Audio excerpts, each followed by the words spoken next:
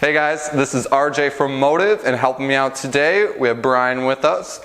We're going to be looking at hips again, working on external rotation, doing some hovers here. So we're going to set up in a 90-90 position on the floor, like Brian is right here.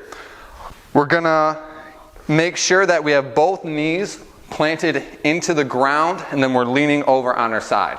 If you try to get into this position, you can't really get both of those knees on the ground. All you have to do is just lean over a little bit, opening the angle up in the hip.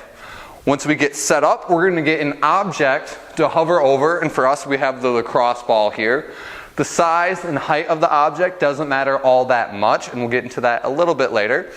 But once we are set up here, we are going to do our hover. We're going to engage our musculature, so our lower body, both of our legs, our upper body, including our core, and both of our arms.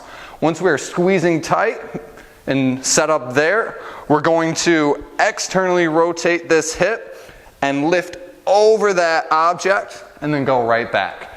Now, if you're finding that your foot's coming up really high, like a foot or so, you make this more challenging by closing the angle in the hip and sitting up a little bit more, like Brian did here. And as you can see, he's having a little bit more trouble getting over that ball.